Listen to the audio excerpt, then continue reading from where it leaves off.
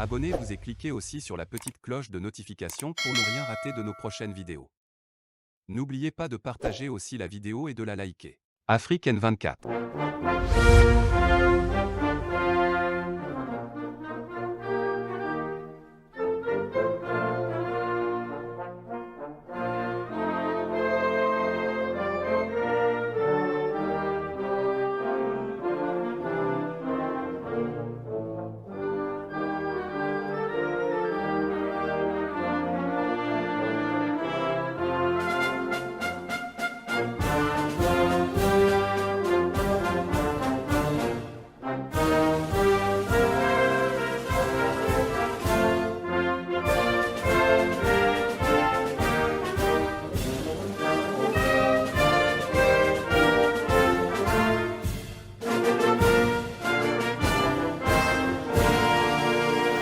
Togolaises, Togolais, mes chers compatriotes, le passage à l'année nouvelle m'offre l'agréable occasion de m'adresser à vous pour vous présenter mes meilleurs vœux de santé, de paix et de progrès.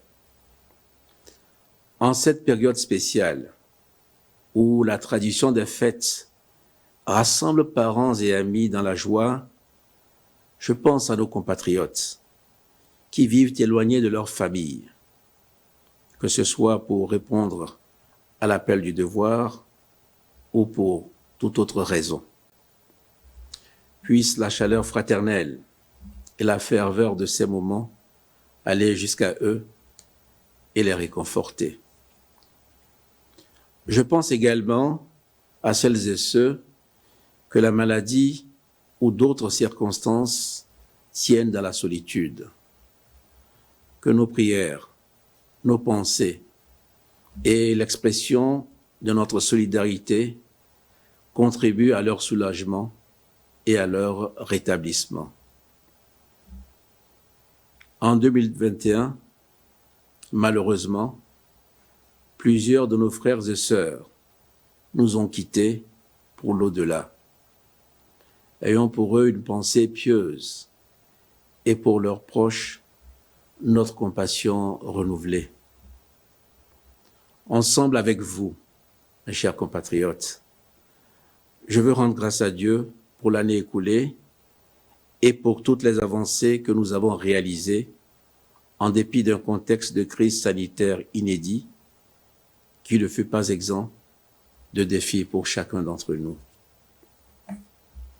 Mes chers compatriotes, au moment d'évoquer notre avenir commun, en tirant tous les enseignements des événements des mois écoulés et en ébauchant les perspectives pour aborder l'année 2022 avec encore plus d'ambition, nous avons de bonnes raisons de nous placer sous le signe de la confiance. En effet, dans un contexte mondial marqué par de nombreuses incertitudes et dans un environnement régional troublé par la menace persistante du terrorisme et l'extrémisme violent, notre pays, grâce à Dieu, a su préserver la sécurité et la stabilité qui sont le gage de la poursuite paisible de nos efforts de développement. Nous devons insister sur la nécessité d'une claire conscience des enjeux de la paix et de la sécurité pour chacun d'entre nous, car le péril se fait toujours plus pressant. Le mois dernier, le terrorisme a pris notre pays pour cible, et c'est grâce à Dieu, à leur bonne préparation et leur vigilance, que nos forces armées ont repoussé à Sanluanga, dans la préfecture du Pendjal, une agression qui visait à répandre la mort et la désolation au sein de nos paisibles populations. Je salue la détermination et l'engagement des forces de défense et de sécurité. Leur bravoure, leur courage et leur professionnalisme font honneur à la nation ici et partout ailleurs où elle se trouve en opération. Je réitère l'hommage de tout notre peuple à la mémoire de nos soldats qui ont perdu la vie dans l'accomplissement de leur noble mission. Les investissements nécessaires au renforcement du dispositif sécuritaire et des capacités opérationnelles des forces de défense et de sécurité seront poursuivis et même accélérés dans le cadre de la loi de programmation militaire. Togolaises, Togolais, le terrorisme est notre ennemi commun. Les groupes armés terroristes continueront de tenter diverses approches pour mener des incursions meurtrières dans les pays voisins et chez nous au Togo. C'est pourquoi nous devons rester mobilisés et unis pour apporter une réponse ferme, multidimensionnelle à cette guerre asymétrique et sournoise. Car nous le savons, le terrorisme prend toujours racine là où les liens sociaux sont distendus par la pauvreté et l'absence de perspective.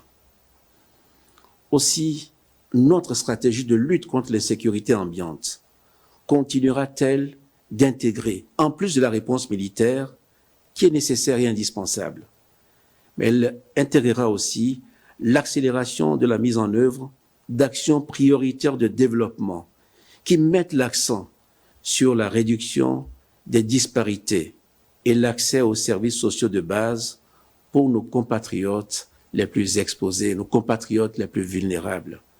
C'est dans cette optique qu'un programme spécial de développement pour la région des Savanes est en cours d'exécution avec la participation active des forces armées togolaises. Je tiens ici à rappeler l'importance de l'implication des femmes et des hommes de toutes nos contrées dans les mécanismes de dialogue communautaire et de justice de proximité. Seule une action concertée, réunissant population civile et forces de défense et de sécurité, protégera notre pays et nous permettra de poursuivre notre marche vers le développement durable et la prospérité partagée. Mes chers compatriotes, Togolaises, Togolais, pour la deuxième année consécutive, l'impact de la pandémie à la COVID-19 aura marqué la conjoncture en 2021.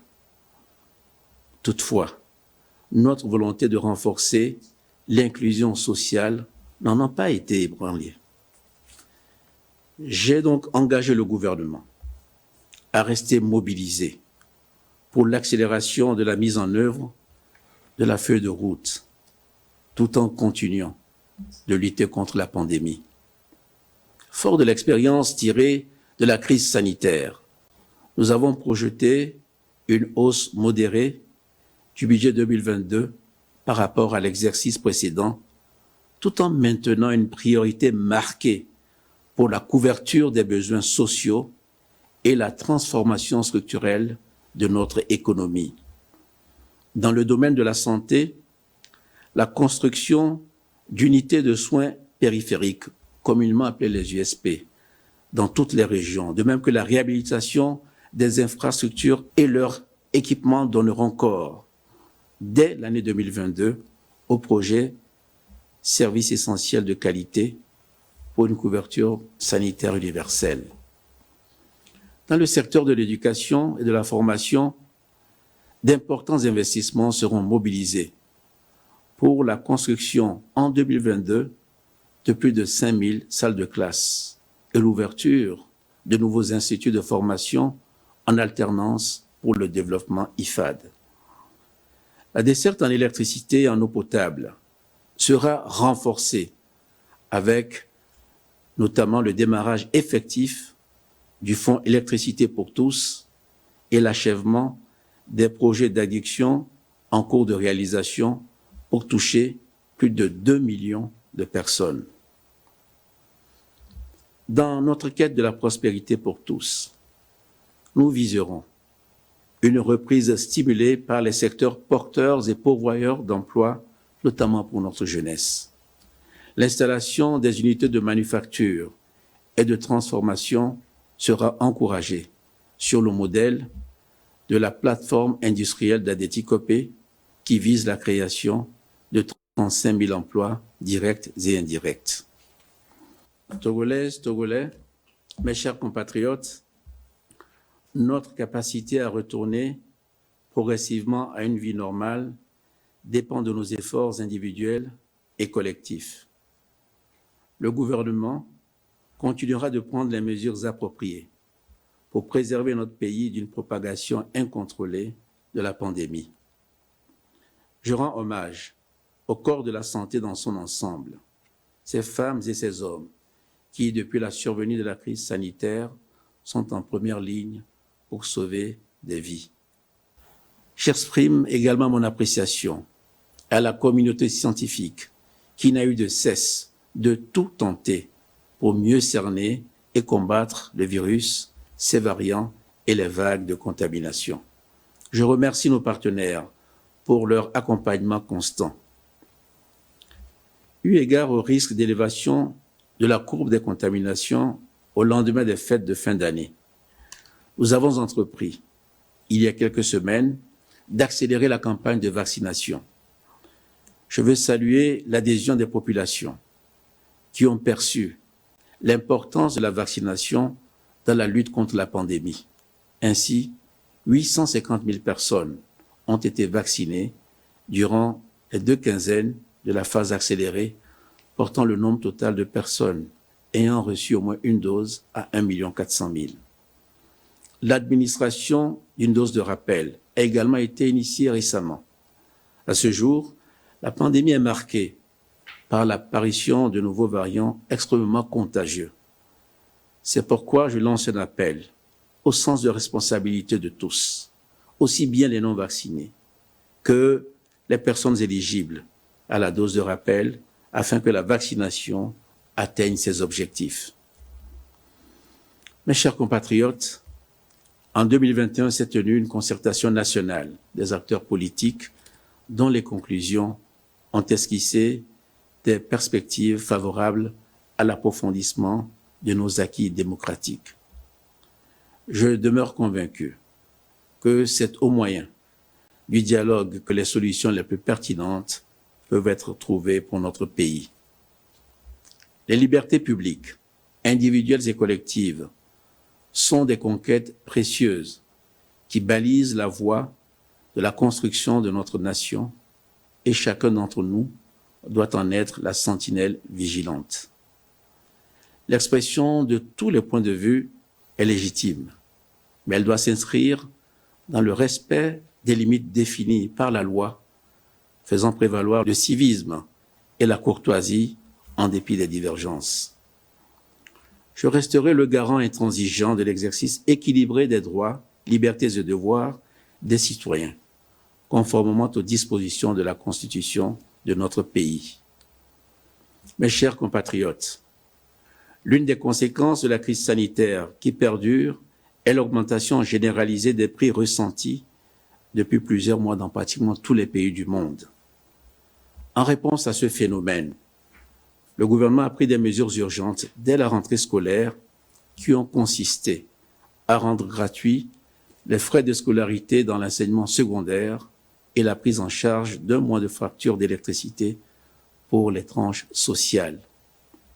Par ailleurs, nous avons maintenu la subvention des prix, notamment des engrais, du matériel agricole et du blé.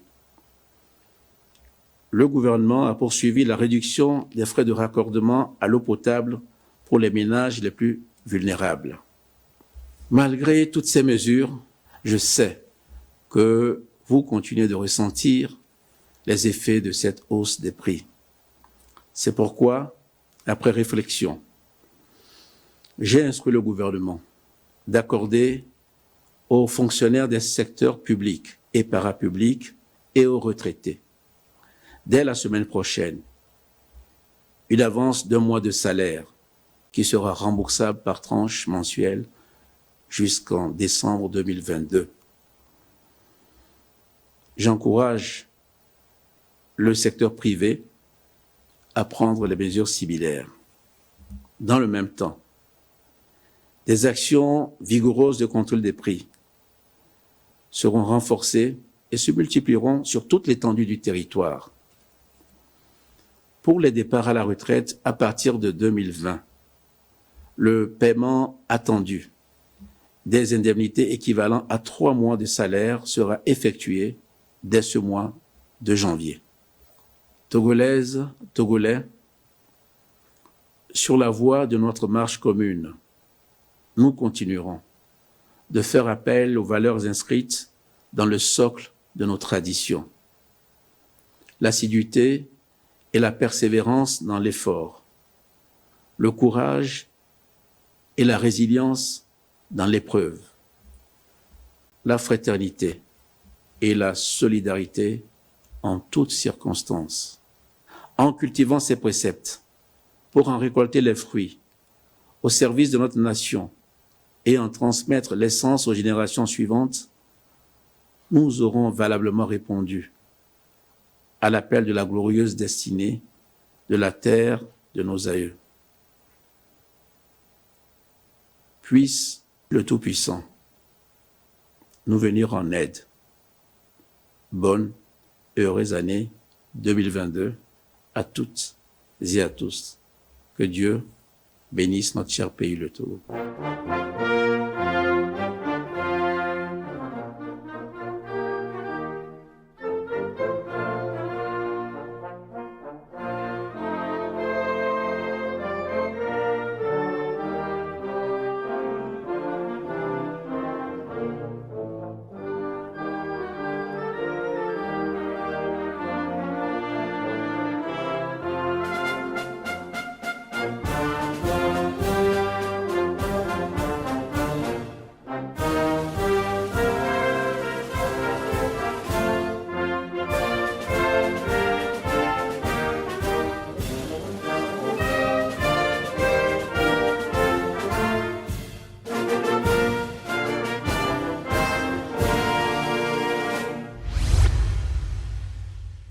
Likez la vidéo si ce n'est pas déjà fait.